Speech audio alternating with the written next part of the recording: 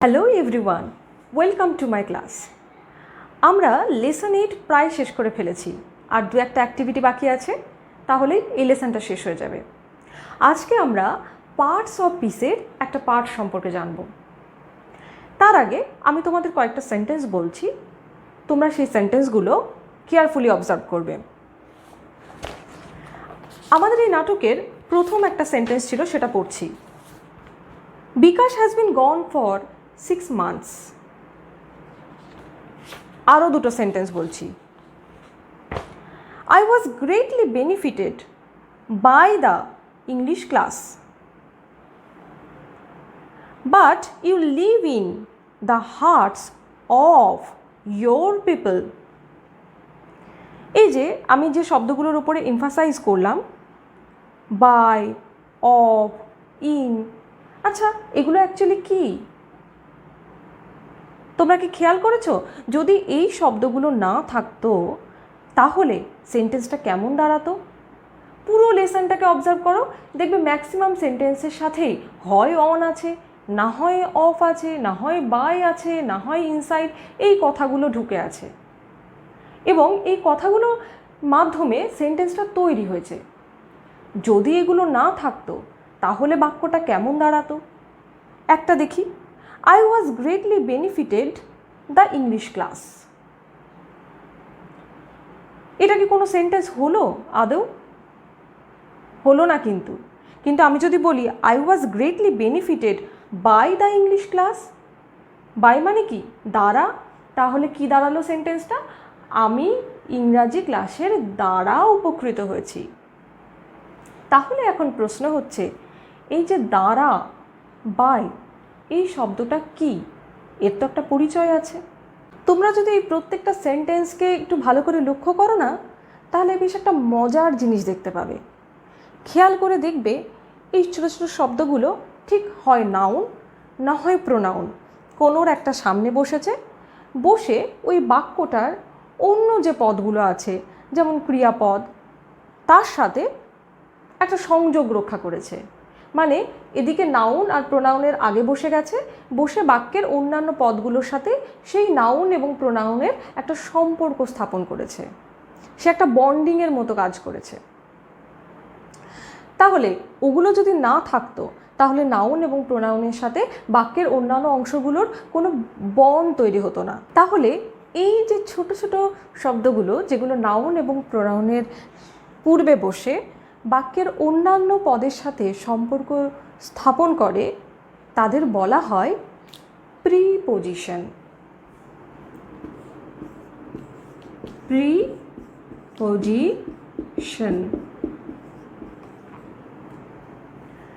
আর একটা উদাহরণ দেখি। The cup is on the table. আমি বললাম the cup is on the table. On মানে কি? আমরা সবাই জানি অন মানে উপরে। তাহলে আমি বলতে চাইলাম কি, যে কাপটা টেবিলের উপরে আছে। কিন্তু আমি যদি মাঝখানে অন কথাটা না বলতাম তাহলে কি হতো? The cup is the table. কাপটা টেবিল, তাই কি? কাপ তো টেবিল নয়। আমি তাহলে যে কথাটা আমি বলতে চাইলাম সেটাকে আমি মানুষকে বোঝাতে পারবো?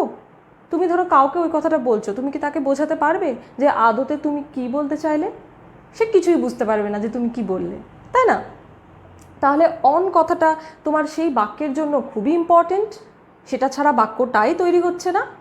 তাহলে প্রিপোজিশন খুব ইম্পর্টেন্ট, তাই আমাদের প্রিপোজিশন সম্পর্কে জানাটাও দরকার, তাই তো? প্রচুর প্রিপোজিশন আছে, আমি তোমাদের জন্য প্রিপোজিশনের একটা লিস্ট তৈরি করে দেব। কিন্তু এখন আমি প্রত্যেকটা প্রিপোজিশনকে, যেগুলো তোমাদের জন্য ইম্পর্টেন্ট, এই ক্লাসের জন্য ইম্পর্টেন্ট, সেরকম প্রিপোজিশনগুলোকে একটা একটা করে ডিসকাস করব।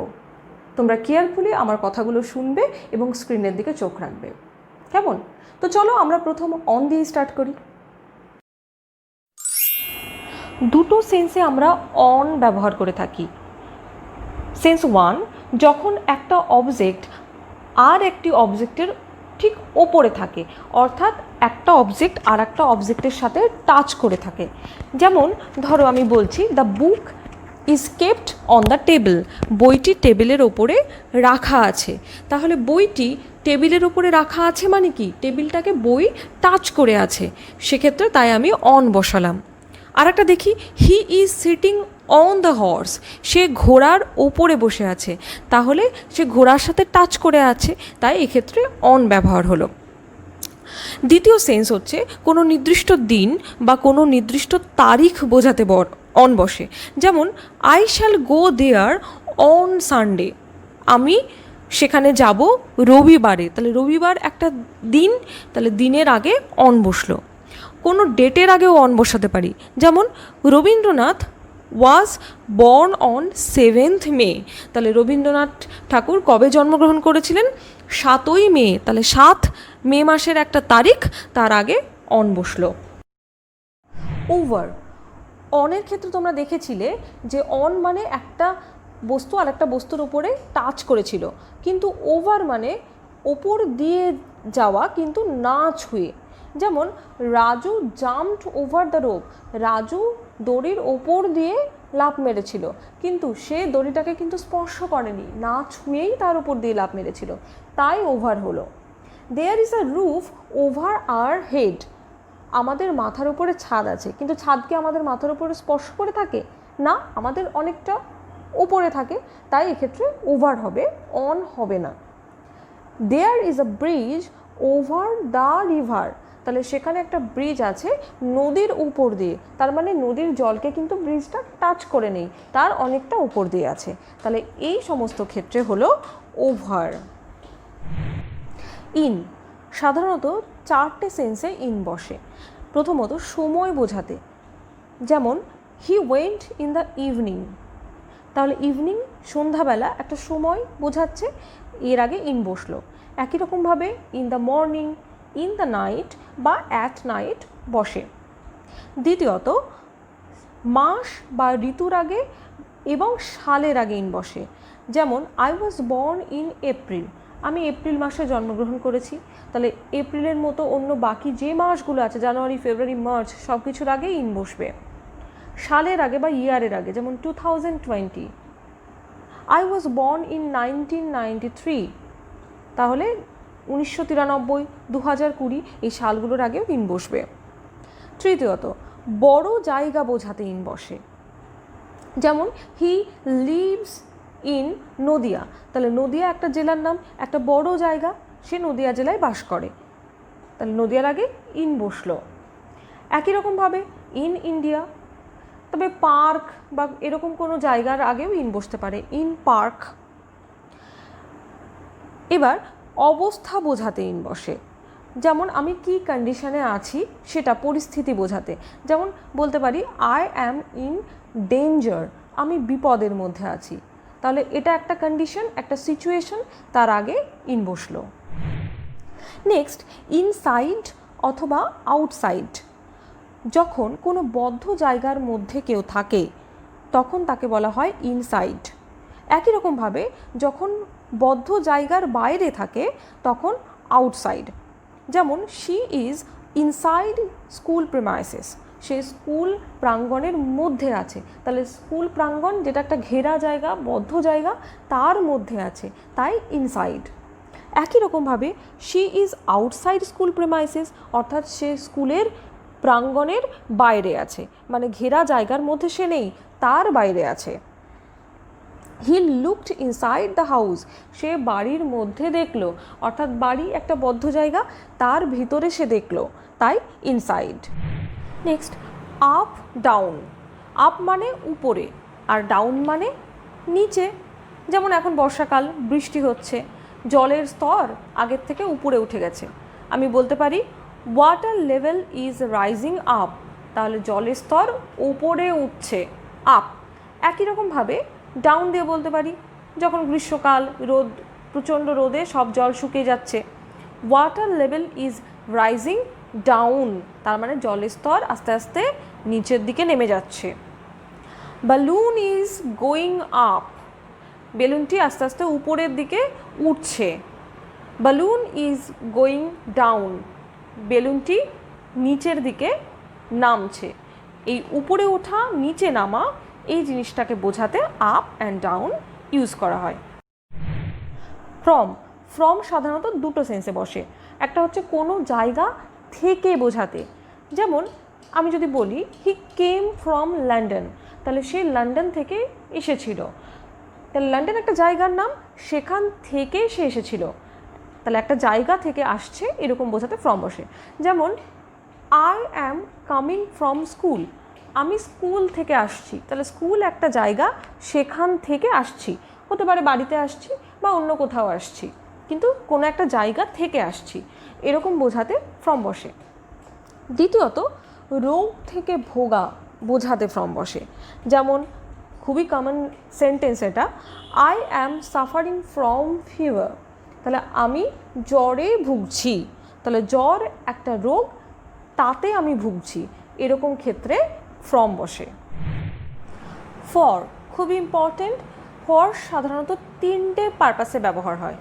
একটা হচ্ছে ডিউরেশন অফ টাইম, অর্থাৎ কোনো সময়ের ডিউরেশন বোঝাতে, দ্বিতীয়ত পারপাস মানে কোনো উদ্দেশ্যে, এবং 3 নম্বর হচ্ছে এক্সচেঞ্জ অর্থাৎ কোনো কিছুর বিনিময়ে। ডিউরেশন অফ টাইম কোনগুলো, যেমন for 2 seconds, for 2 minute, for 2 weeks, for a long, for 2 centuries, for many days, মানে অনেক দিনের জন্য, 2 মিনিটের জন্য, 2 সেকেন্ডের জন্য বা 2 সপ্তাহের জন্য, এই রকম কোনো যখন সেন্টেন্স আমরা বলি তখন তার আগে ফর বসায়।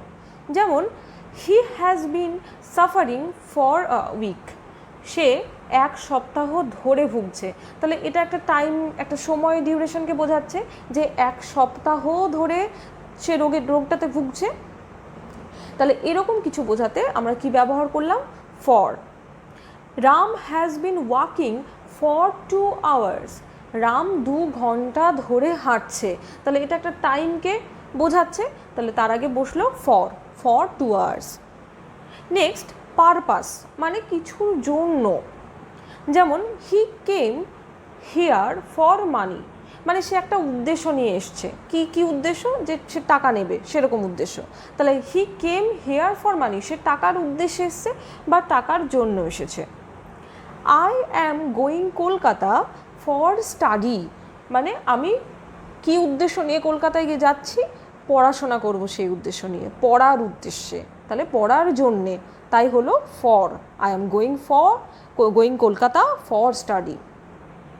নেক্সট এক্সচেঞ্জ মানে বদলে বা বিনিময়ে, যেমন I sold my pen for ₹10, মানে 10 টাকার বিনিময়ে আমি আমার পেনটা বেচে দিয়েছি, তাহলে তার মানে কি এক্সচেঞ্জ হয়েছে, আমি পেনটা তাকে দিয়েছি, তার বদলে সে আমাকে 10 টাকা দিয়েছে, তাহলে টাকা এবং পেনের এক্সচেঞ্জ হয়েছে, বদল হয়েছে, বিনিময় হয়েছে, সেক্ষেত্রে কী ব্যবহার হলো, for. I gave my mobile for ₹2000, আমি 2000 টাকার বিনিময়ে আমার মোবাইল দিয়েছি, তার মানে আমি তাকে মোবাইলটা দিয়েছি, তার বিনিময়ে আমি 2000 টাকা পেয়েছি, তাই হলো ফর। অ্যাটের ব্যবহার না অনেকগুলো ক্ষেত্রে হয়। প্রথমত উইথ পয়েন্ট অফ টাইম অর্থাৎ কোনো নিশ্চিত সময় বোঝাতে, দ্বিতীয়ত উইথ স্মল প্লেসেস কোনো ছোট জায়গা বোঝাতে, উইথ নাইট অথবা নুন মানে দুপুরের সাথে অথবা রাতের সাথে, while telling the cost কোনো জিনিসের দাম বলার সময়, with a festival or event মানে কোনো অনুষ্ঠান বোঝাতে। সবগুলোর একটা করে এক্সাম্পল দেখি, যেমন প্রথমটা হচ্ছে কোনো সময় বোঝাতে, I was born at 1 PM, আমি দুপুর 1টার সময় জন্মেছি, বা I was born at 2 o'clock, আমি 2টোর সময় জন্মেছি, তাহলে এটা একটা পার্টিকুলার সময় বোঝাচ্ছে। অহনা স্লিপস অ্যাট 11 নাও, অহনা 11টার সময় ঘুমায়, এখন ঘুমায়, তাহলে এটা একটা পার্টিকুলার সময়কে বোঝাচ্ছে। I live at Kishorepur in Nadia, আমি কিশোরপুরে বাস করি, তাহলে এখানে কিশোরপুর যেহেতু একটা ছোট জায়গা তাই তার আগে অ্যাট বসলো, এবং সেটা কোথায় অবস্থিত, নদিয়াতে অবস্থিত, নদিয়া একটা বড় জায়গা তাই তার আগে ইন বসলো, তাহলে বলতে পারি I live at Kishorepur in Nadia. তারপর দেখো হি স্লিপস অ্যাট নুন, সে দুপুরবেলায় ঘুমায়, তাহলে এটা একটা বেলা বা একটা সময়কে মেনশন করছে তাই তার আগে অ্যাট বসলো। আচ্ছা, কোনো জিনিসের দাম বোঝাতে, যেমন I am buying potato at ₹30 per KG. আমি আলু কিনেছি কত টাকায়? পার কেজি 30 টাকা। তাহলে এটা একটা দামকে মেনশন করছে, তাই তার আগে অ্যাট বসলো। I will come home at Diwali. আমি দিওয়ালিতে বাড়ি আসবো। ধর আমি বাইরে থাকি, আমি দিওয়ালিতে বাড়ি আসবো, তাহলে সেক্ষেত্রে কি বসবে দিওয়ালির আগে? At. He had come at Holi. সে এসেছিল হোলিতে। তাহলে এই যে এইগুলো অনুষ্ঠান, এক একটা বার্থডে, হোলি, দিওয়ালি, দুর্গাপূজা, এই সমস্ত ফেস্টিভ্যালগুলো বা কোনো ইভেন্টের আগে বসে অ্যাট। টু সচরাচর 4টে ক্ষেত্রে বসে। প্রথমত, কোনো জায়গাতে বোঝাতে, যেমন he is coming to our home. সে আমাদের বাড়িতে আসছে, তাহলে আমাদের বাড়ি একটা জায়গা, সেখানে আসছে, তাই to. He is going to school. সে স্কুলে যাচ্ছে, তাহলে কোথায়? স্কুল একটা জায়গা, সেখানে যাচ্ছে। দ্বিতীয়ত, কোনো দিকে বোঝাতে, যেমন কাম টু মি। আমার দিকে এসো, আমার কাছে এসো। উদ্দেশ্য বোঝাতে টু বসে, যেমন উই ইট টু লিভ। আমরা বাঁচার জন্য খাই। তার মানে কি? আমরা বাঁচার উদ্দেশ্যে খাই, আমাদের উদ্দেশ্য হচ্ছে বাঁচতে হবে, তার জন্য আমরা খাই। তাহলে এরকম উদ্দেশ্য বোঝাতে টু বসে, উই ইট টু লিভ। কারোর কাছে বোঝাতে টু বসে, যেমন he sent a gift to me. সে আমাকে একটা গিফট পাঠিয়েছে, তার মানে কি? আমার কাছে একটা গিফট পাঠিয়েছে। উইথ, সাধারণত দুটো সেন্সে আমরা উইথ ব্যবহার করি। একটা কোনো বস্তুর সাহায্য নিয়ে বোঝাতে, আর দ্বিতীয়ত কারোর সঙ্গে বোঝাতে। কোনো বস্তুর সাহায্যে বলতে একটা উদাহরণ দিই, I killed the snake with a stick. আমি একটা লাঠির দ্বারা সাপটাকে মেরেছিলাম, মানে মেরে ফেলেছিলাম। তাহলে কার সাহায্য নিয়ে? লাঠির সাহায্য নিয়ে, লাঠির দ্বারা। এরকম দ্বারা বোঝাতে উইথ ব্যবহার করা হয়। এটা কিন্তু বাইয়ের থেকে ডিফারেন্ট। আর একটা হচ্ছে কারোর সঙ্গে বোঝাতে, যেমন I went with my brother. আমি আমার ভাইয়ের সাথে সেখানে গেছিলাম, তাহলে ভাইকে সঙ্গে নিয়ে। বাই, মেনলি 4টে সেন্সে আমরা বাই ব্যবহার করি। প্রথমটা হচ্ছে দ্বারা। আই ওয়াজ স্কল্ডেড বাই মম, মানে আমার মা আমাকে বকেছে, মানে আমি বকা খেয়েছি মায়ের দ্বারা।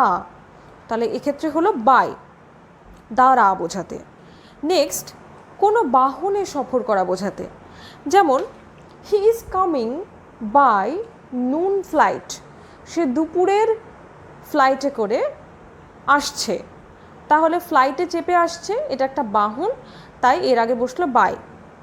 I go to school by my cycle, মানে আমি আমার সাইকেলে চড়ে স্কুলে যাই। বা I go to school by bus, আমি বাসে করে স্কুলে যাই। কোনো একটা জিনিস যেটা সময়ের মধ্যে শেষ করতে হবে বা শেষ হয়ে গেছে, হয়ে যাবে, এরকম বোঝাতে তার আগে বাই বসে।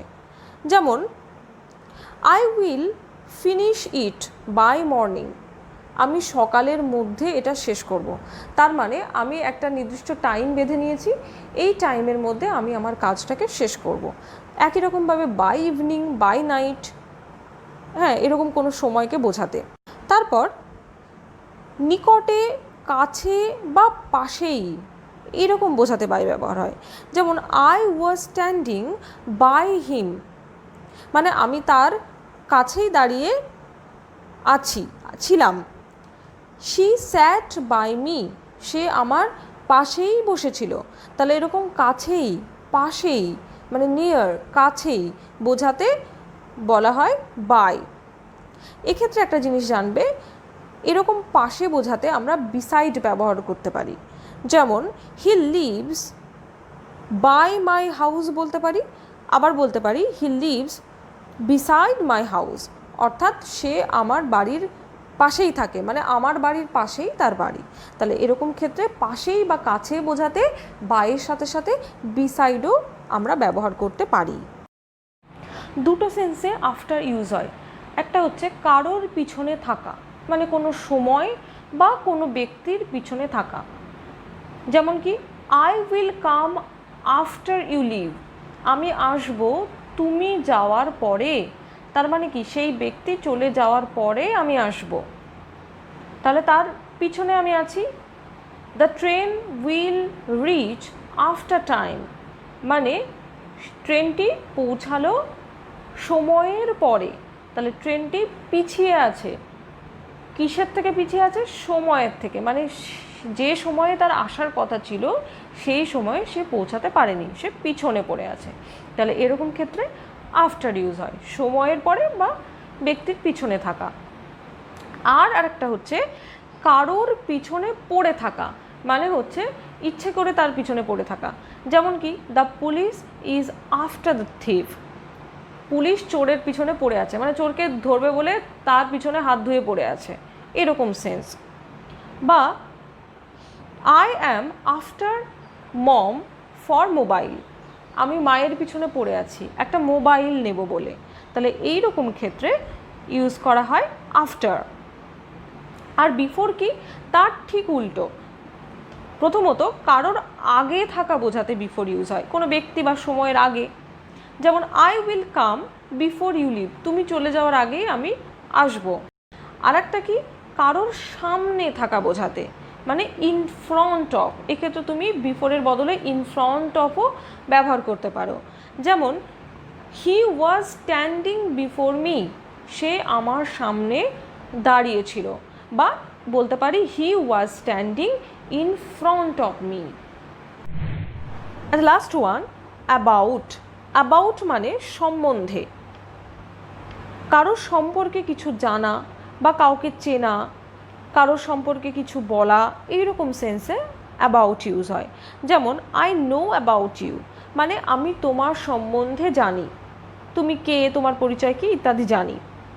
হি ইজ টকিং অ্যাবাউট ইউ, বা we are talking about you, আমরা তোমার সম্পর্কে কথা বলছি। We were talking about you, তোমার সম্পর্কেই আমরা কথা বলছিলাম, এরকম সেন্সে। তাহলে তোমার সম্বন্ধে, তোমাকে নিয়ে, এরকম বোঝাতে অ্যাবাউট ইউজ করা হয়। এবার আশা করি প্রিপোজিশনের কনসেপ্ট তোমাদের সবারই ক্লিয়ার হয়েছে। তো এখন তোমাদের সামনে যে কোনো অ্যাক্টিভিটি, যে কোনো প্রবলেম দিলে তোমরা ইজিলি সলভ করতে পারবে। তো চলো আমরা সময় নষ্ট না করে সবাই 94 পেজ ফলো করি। এখানে একটা অ্যাক্টিভিটি আছে, অ্যাক্টিভিটি 7B।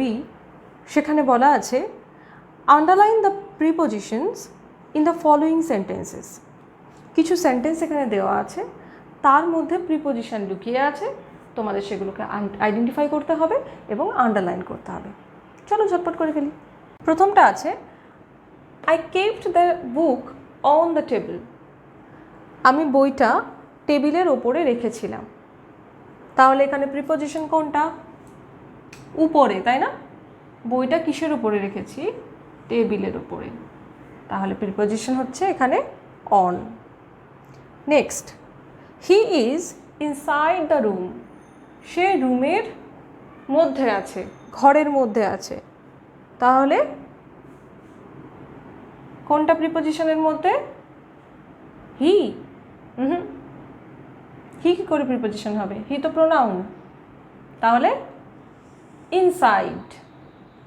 তাহলে ইনসাইড শব্দটা বোঝাচ্ছে যে সাবজেক্ট ঘরের মধ্যে আছে, তাই না? Next, she is kind to us, কোনটা এখানে প্রিপোজিশন? চোখ বন্ধ করে to. We participate in different events on the sports day, তোমরা যেরকম তোমাদের অ্যানুয়াল স্পোর্টসে বিভিন্ন ইভেন্টে পার্টিসিপেট করো না, তেমনি আমরা পার্টিসিপেট করেছি বিভিন্ন ইভেন্টসে স্পোর্টস ডেতে, তাই তো? তাহলে এখানে দেখো দুটো আছে না, দুটো প্রিপোজিশন আছে, একটা হচ্ছে ইন আর একটা কোনটা বলো? অন। তাহলে এই হয়ে গেল আমাদের অ্যাক্টিভিটি 7B। এই ছিল আমাদের আজকের ক্লাস। এর পরের দিন আমরা নতুন লেসন নিয়ে হাজির হব, নতুন দিন নতুন লেসন। ঠিক আছে, আজকের মতো টাটা।